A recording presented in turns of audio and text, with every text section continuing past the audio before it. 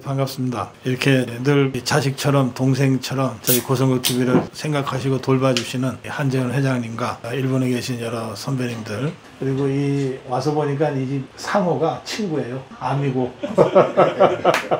여러 가지를 생각하셔서 장소도 정하시고 이렇게 함께 해주셨습니다. 정말 고맙습니다. 제가 먼저 짧게 지금 우리 한국 상황을 몇 말씀 먼저 올리고 여러분들의 질문에 제가 답변하는 식으로 그렇게 하겠습니다. 지난번 강서구청장 선거에 우리가 17%포인트로 대패를 하는 바람에 그때 굉장한 위기가 찾아왔습니다. 그 선거 후에 세 가지의 아주 중요한 변화가 정치판에서 벌어지고 있습니다. 첫째는 그 선거 전까지는 이재명이가 간당간당했어요. 더불어민주당에서 비명계 반명계가 목소리를 높이고 그랬습니다. 그런데 그 선거 전 한가운데에 판사가 영장 기각을 하는 바람에 마치 무죄나 얻은 것처럼 막 신이 나가지고 선거에도 영향을 줬거든요. 그 후로 더불어민주당의 비명계 반명계 목소리가 완전히 잦아들어 버렸어요. 그리고 완전 이재명 1인 독재 체제가 딱 굳혀졌어요. 근데 이게 우리한테 나쁜 거 아니다. 사실 우리 입장에서는 저 더불어민주당이 이재명이 대표 물러나라 그러고 막 혁신하고 쇄신하고 막 이러면서 난리를 치면 우리가 상대하기가 참 버겁거든요. 근데 저것들이 완전히 이재명 1인 독재 체제로 그대로 간다는 거니까, 그리고 이재명 똘마니들이 전부 공천 받는다는 거니까, 그러니까 이를테면은 완전히 국민 밉상이 돼버린 조국이, 추미애, 송영길이, 윤미향이, 이런 것들이 다 공천받아서 다시 나온다는 거니까 우리 입장에서는 나오라 할 수는 없지만 참 선거 상황으로는 굉장히 좋은 상황이다 이렇게 생각해요. 그래서 우리가 흔히 그 승자의 저주라는 말 쓰는데, 강서구청장 선거에서 승리한 더불어민주당과 이재명이가 그 승자의 저주를 받아서 지금 완전히 그 독배를 마신 꼴이 되지 않았냐. 이게 첫 번째 중요한 변화입니다. 두 번째는 우리가 대참패를 하고 나서 정말 위기의식에 다 젖었어요. 위기의식을 느끼게 됐고, 그러면서 굉장히 중요한 두 가지 변화가 시작됐는데, 첫째 변화는 대통령이 변한 겁니다. 대통령이 직접 민생 현장을 나가겠다고 그러고, 대통령이 직접 국민들하고 소통하겠다고 그러고, 이게 제일 중요한 변화예요. 그러니까 앞으로 5달 남짓 남았는데 이 기간 동안에 대통령이 진짜 변화된 모습을 국민들한테 보여주면, 그러면 대통령에 대한 비호감을 어쨌든 줄일 수 있거든요. 지금 대통령 지지율이 30% 중반에서 계속 정체되어 있지만 떨어지지 않고 있는 거가 굉장히 중요해요. 조금씩이라도 올라가는 추세를 지금 다시 회복하고 있어요. 이게 이제 대통령이 변해서 생긴 변화다. 이게 중요합니다.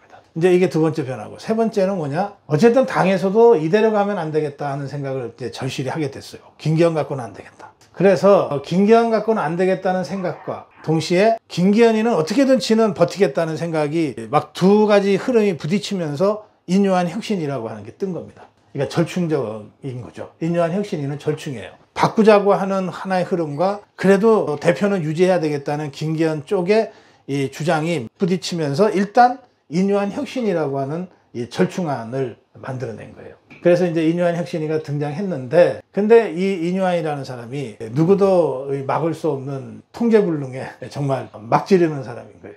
그래서 이 사람이 하는 말에 한 5개 중에 4개는 맞는 말이에요. 하나는 틀린 말. 틀린 말 하나는 뭐냐면 이준석이 풀어주자는 거예요. 그거 영 잘못됐어요. 근데 나머지 4개는 맞아요. 맞는 말 어떤 거냐면, 대통령 핵심 측근부터 물러나라. 당 지도부 불출마해라. 다선 중진들 다 불출마하든지 험지 출마해라. 이거 아닙니까?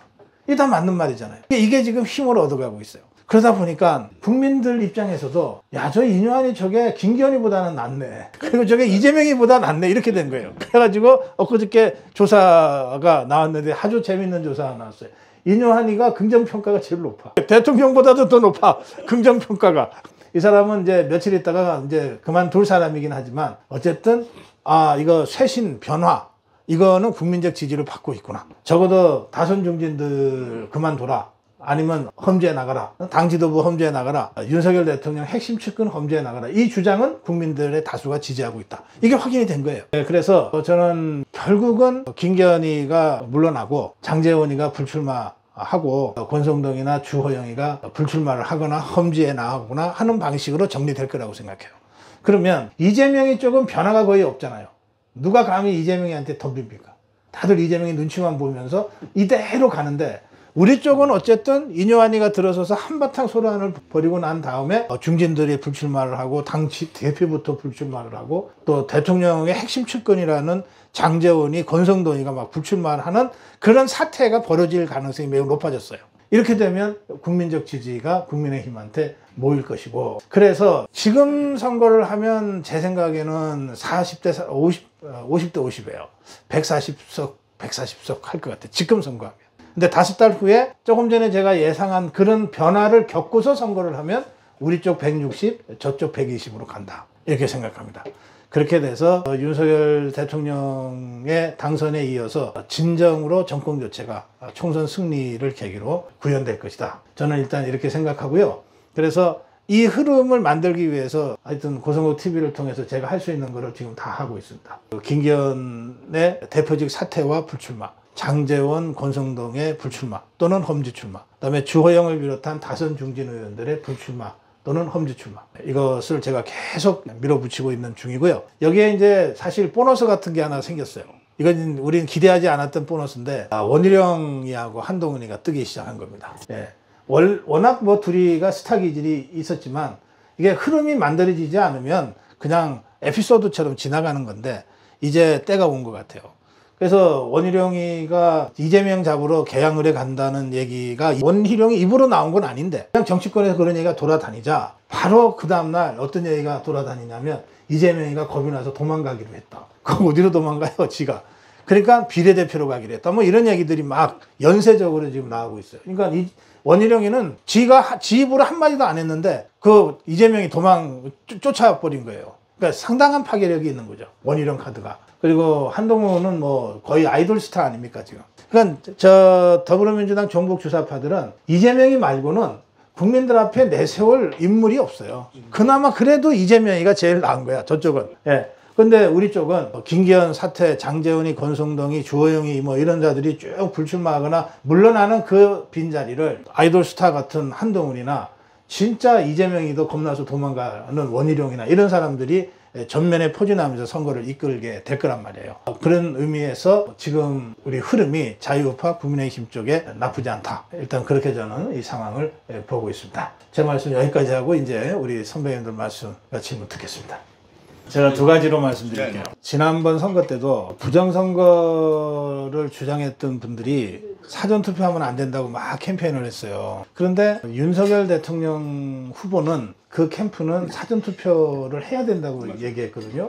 그러면 부정선거 캠페인하는 분들의 주장과 심정을 모르는 바는 아니지만 선거는 결국은 후보와 그 캠프가 하는 거잖아요.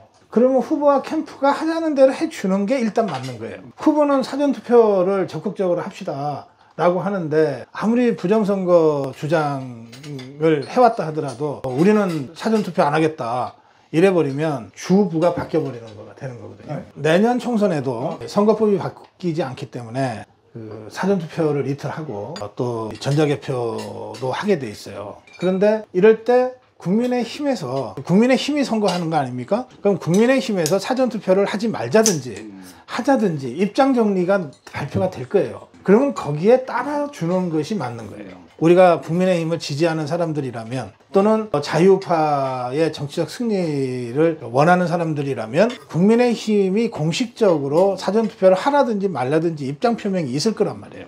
그것에 따라주는 게 맞다. 그 국민의힘하고 논쟁할 일이 아니다 이거는. 그렇게 말씀드리고, 같은 맥락에서 지금 국민의힘과 자유통일당과의 관계 때문에 걱정하는 분들이 많은데 저는 이거 정강훈 목사와 국민의힘의 선거를 책임질 사람, 지금 김기현이는 선거 책임을 못 질 거기 때문에 책임 있는 말을 할 수가 없어요. 선거를 책임질 선대위원장 누가 되든 이 사람하고 정강훈 목사 사이에 최고위 회담 같은 선거 연대에 대한 얘기가 나오게 돼 있습니다.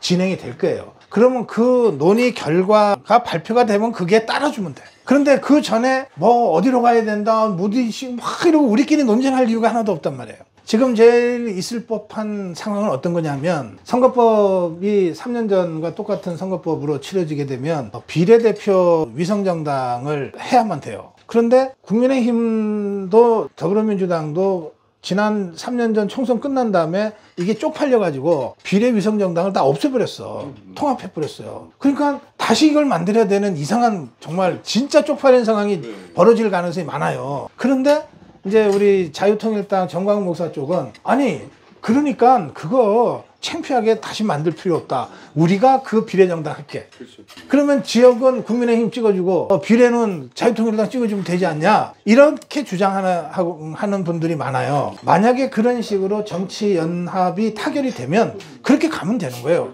비례는 2번, 지역은 4번. 우리가 3년 전에도 그렇게 선거했잖아요. 네, 그런 식으로 그때까지 이 중앙당의 또 국민의힘 지도부와 자유통일당 지도부 간의 그 정치 연합의 타결이 어떻게 되는가에 따라서 행동 지침이 나올 거니까 그때 그 지침에 맞춰서 행동하는 것이 제일 안전하다. 그 전에 자꾸 이러니 저러니 해서 우리들끼리 소모적인 논쟁 벌일 필요 없다. 우리는 어쨌든 함께 가는 자유판이냐. 네, 그렇게 저는 생각합니다. 저도 그 강서구청장 선거 전후로 그 문제 때문에 정광훈 목사를 몇 번 뵀어요. 우선 강서구청장 선거에 임하는 정광훈 목사의 입장은 어떤 거였냐 하면 김태우가 선전해서 박빙 혼전으로 가면 그러면 자유통일당 고영희를 사퇴시키겠다는 거였어요. 그렇게 해서라도 이겨야 된다. 그런데 그 김태우가 저쪽 좌파랑 후보 간의 차이가 너무 크게 나서 고영일이 사퇴해도 진다라고 하는 상황으로 판단이 되면 그러면 우리가 끝까지 가서 우리 표는 도대체 몇 표나 되는지를 확인하고 싶다. 그런 입장이었고 그래서 선거 직전까지 조사를 계속 했어요. 발표는 안 했지만. 근데 차이가 점점 벌어진 거예요. 그래서 고영일을 사퇴시켜도 김태우가 이기기는 어렵다. 이런 판단 끝에 이제 마지막까지 간 겁니다. 일단 저는 정광훈 목사 입장에서 충분히 합리적 판단을 했다고 생각해요.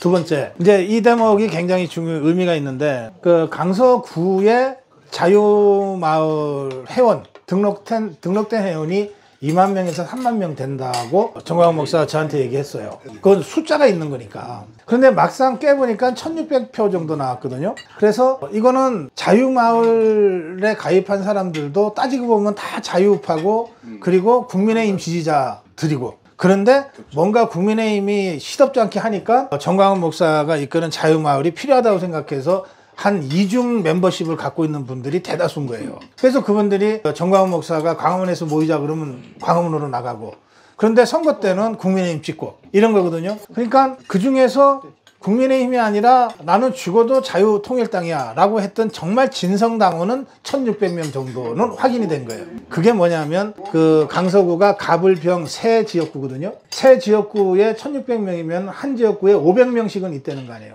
이게 국민의힘은 별거 아니다. 저것들 뭐 그래봤자 500명씩 밖에 안 되는데 라고 볼지 모르지만 진성당은 500명이면 무섭습니다. 이 500명이 그냥 혼자 자기 표 찍고 그만두는 게 아니거든요. 강서구청 선거에서 자유통일당을 찍을 정도면 정광훈 목사가 정말 총력전을 하자 그러면 2표, 3표 끌고 올 사람들이라고 저는 보는 거예요. 그렇기 때문에 저는 이번에 강서구청장 선거에서 나타난 자유통일당의 성적을 과소평가해서는 안 된다. 별거 아니다라고 함부로 무시하다가 진짜 큰일 나는 수가 있다. 제가 이거를 국민의힘 사람들한테 계속 설명하고 있어요. 또 한 가지 중요한 것은 이게 이제 그 분위기라고 하는 게 있는데 선거 막판으로 가면서 어느 한쪽은 다 함께하고 모이는 것 같은 분위기가 만들어지는데 다른 쪽에서는 자꾸 찢어지는 것 같은 분위기가 만들어지면 그러면 적극 투표층이 투표장에 가는 그 행동에 영향을 줘요. 야, 이거 뭐 이렇게 자꾸 찢어지고 분열하는데 뭐 우리 해봤자 안 되는 거 아니야? 그냥 야, 그날 야, 휴가나 잡아라. 이렇게 되는 거예요. 근데 막 하나가 계속 모이는 것처럼 분위기가 만들어지면 야, 이번에 진짜 우리 한번 사고 한번 쳐보자.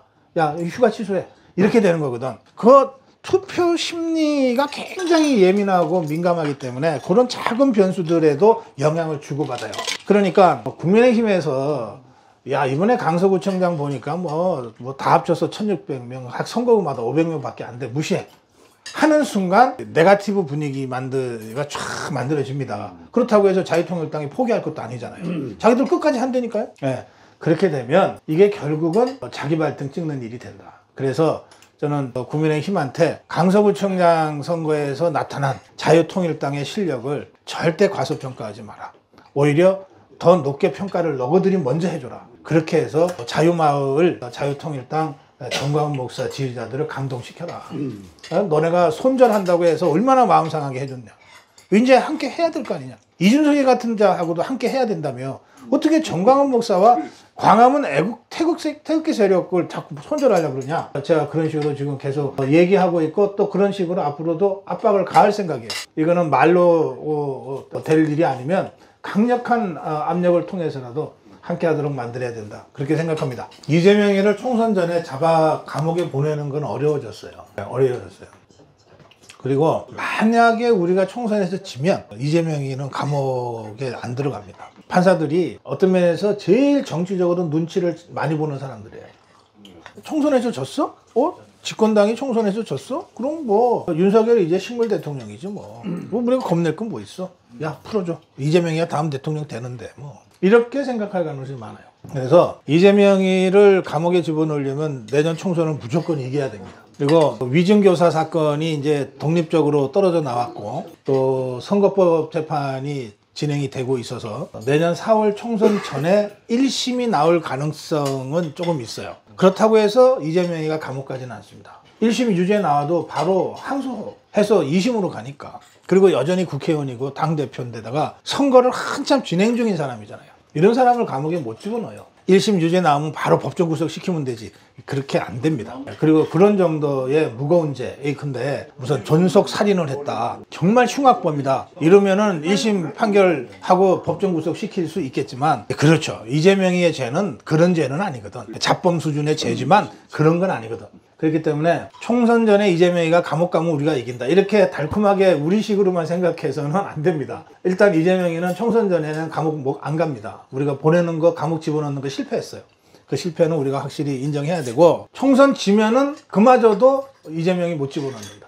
총선에 이겨야 비로소 감옥에 집어넣을 수 있게 된다. 일단 그렇게 정리할게요. 그 다음에 이재명이를 감옥에 못 집어넣는데 문재인이를 어떻게 집어넣겠어요? 일단 이재명이를 감옥에 집어넣어야 그 다음은 문재인이다 이렇게 되는데 이재명이 못 집어넣으면 문재인이도 손도 못 대요. 우리가 조사도 못 해요. 그렇게 생각하셔야 돼요. 여론 문제 관련해서는 문재인 정권 때 발표됐던 여론은 조작 가능성을 우리가 배제할 수 없어요.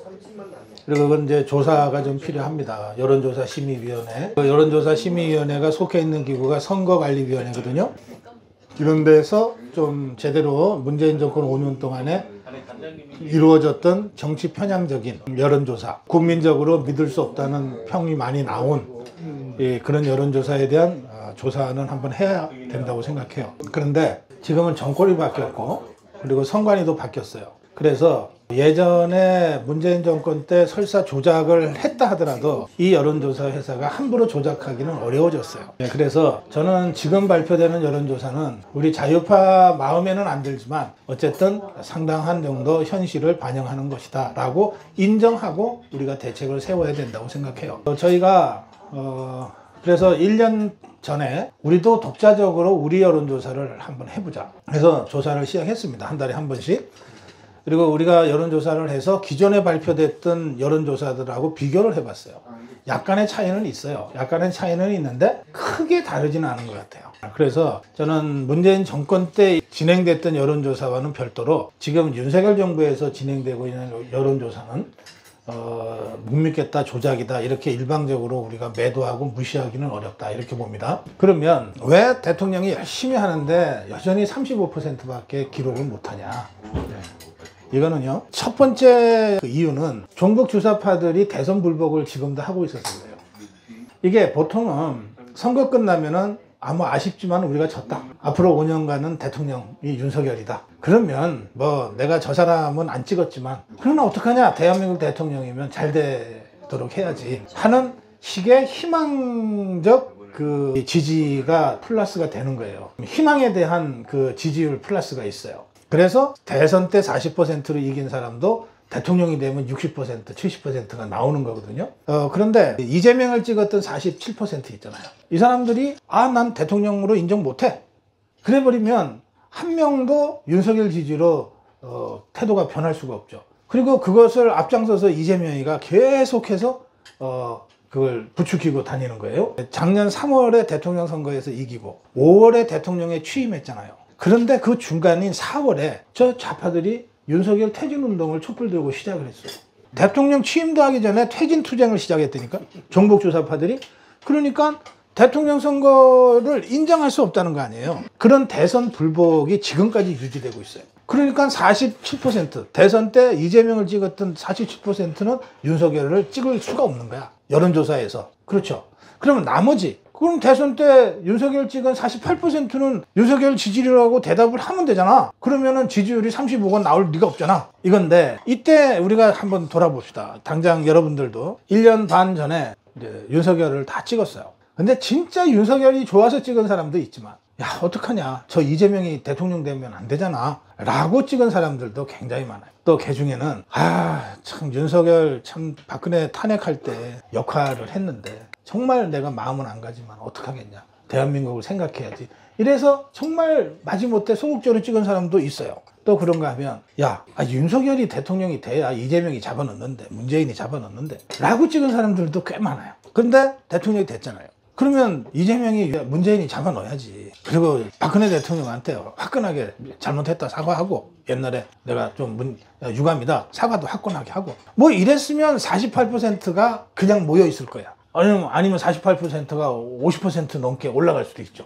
근데 이재명이 문재인이 못 잡아넣었지, 지금까지. 박근혜 대통령하고도 최근에야 만나잖아요. 그러니까 그 대통령 윤석열에 대한 실망감으로 등을 돌린 사람들이 생기는 거예요. 그래서 윤석열 대통령 지지율이 떨어지는, 제일 많이 떨어진 데, 대선 때 비해서 제일 많이 떨어진 데가 TK 지역일 거예요. 그거가 지금 우리 자유파의 현실입니다. 근데 이게 저는 어떤 면에서는 나쁘지 않다고 봅니다. 뭐냐면, 우리 자유파의 본거지에서 떨어졌기 때문에 이 본거지에 떨어진 표를 다시 모으는 건 어렵지가 않거든. 그러니까 윤석열 대통령이 박근혜 대통령 만나잖아요. 그러면 표가 올라가요. 또 이재명에 대한 이 사법처리 의지를 감옥은 못 집어넣어도 의지는 밝힐 수 있잖아요. 그렇게 하면 표가 올라간다니까. 그런 식으로 해서 대선 때 48%를 결집시키는 게 남은 5달 동안에 윤석열 대통령이 해야 될 일이에요. 대통령이니까 선거에 함부로 개입하면 안 돼요. 국민의힘 찍어주세요라고 호소도 못해. 그러나 대통령으로서 대통령의 직무에 충실하면 그게 결과적으로 국민의힘 지지로 돌아오지 않겠어요. 그 대통령의 직무 중에 국민통합이라는 굉장히 중요한 과제가 있잖아.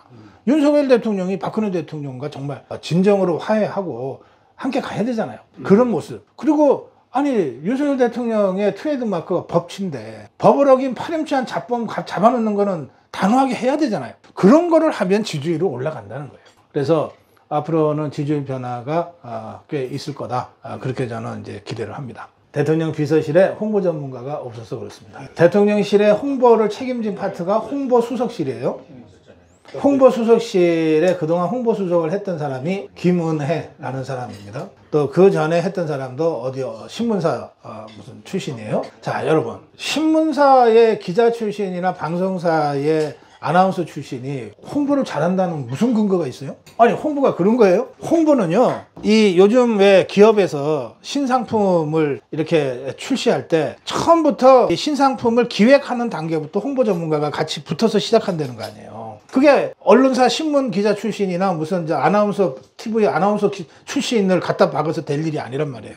그 상품에 대해서 잘 알면서 홍보 마인드가 있고, 홍보 영역에서 실전에서 당금질이 된 사람들이 홍보 전문가인 거예요. 그런데 지금 윤석열 대통령은 방송사 출신이나 신문사 출신을 홍보수석으로 앉히면 홍보를 잘한다고 그동안 생각하고 인사를 했던 거예요. 그러니까 제가 보기에는 그 비전문가들이에요. 그런 사람들이 대통령실의 홍보를 책임졌기 때문에 홍보가 전혀 안 이루어졌어요. 그 다음에 조중동은 좀 다른데, 이 조중동은 버릇이 잘못 들어가지고 자기들이 대통령을 만든다고 하는 착각을 하고 그동안 군림해 왔어요. 그러니까 박근혜 대통령 탄핵할 때 조선일보가 제일 먼저 탄핵에 앞장섰잖아요. 그건 박근혜 대통령이 이 조선일보 마음에 안 들었던 거예요.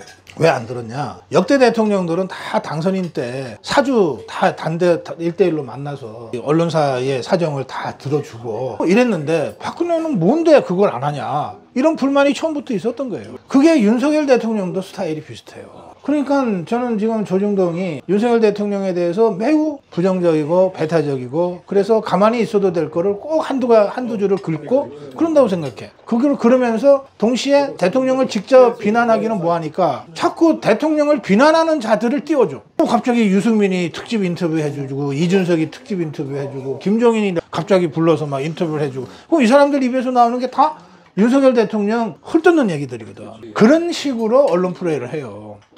그래서 지금 이런 그 조중동을 상대로 그 국정을 하지 않을 수가 없기 때문에 그만큼 대통령실의 그 홍보 책임자들이 그 좀 역량 있는 사람들로 재편이 돼야 됩니다. 그렇게 제가 말씀을 드리면 될 것 같아요. 이번에 이제 다선 중진들이 불출마를 하거나 험지 출마를 하나 세시는 건데 이게 영남권 다선 중진을 얘기해요. 영남권 다선 중진은 영남 5개 지역, 부산, 경남, 울산, 대구, 경북 이 5개 지역의 67개 선거구에서 4선, 5선 한 사람들을 얘기하는 거거든요. 이 사람들은 사실 공천 받으면 당선인 거예요. 그래서 저 전국구 비례대표 수준으로 국회의원을 쉽게 했다. 그러니까 당의 혜택을 그 정도로 받았으면 이제는 좀 당을 위해서 헌신해야 되지 않냐 이런 얘기입니다. 수도권에 4선 의원이 하나 있는데 이 사람에 대해서는 불출마나 험지 출마라는 얘기를 한마디도 안 해요. 누구도 안 합니다. 왜냐하면 이미 험지에서 하고 있으니까. 권영샘 용산에.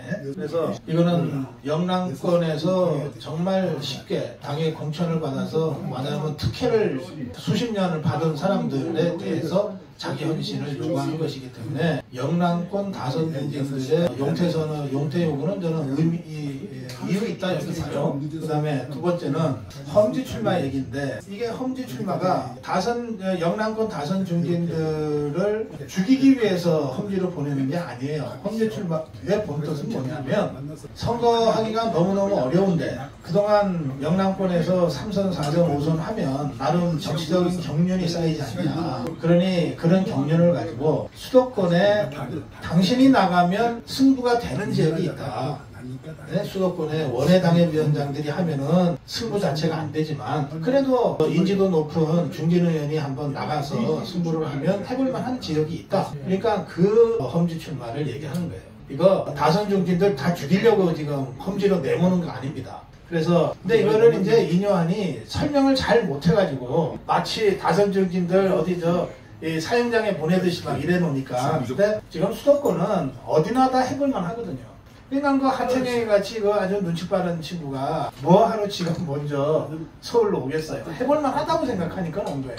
어차피 지가 해운대에서 3번이나 당선됐으면 더 이상 당으로부터 그런 특혜를 기대하기는 어렵고 그리고 또 지는 이미 이준석이랑 뭐 가까운 이준석계로 돼 있어서 공천 줄 것 같지도 않고 그러니까 이제 뛰어나온 건데 그래도 무작정 뛰어나온 게 아니에요. 지금 상황이 서울은 우리가 해볼만 하다는 거예요. 이게 우리가 이제 전문가들이 그 당락 그 당선 가능성을 어떻게 점치냐면요. 직전 선거와 그 직전 선거의 득표율을 가지고 평가를 해요. 그러면 이제 내년 4월 총선이잖아요. 총선을 기점으로 해서 그 직전 선거는 언제냐면 작년 6월에 지방선거였어요.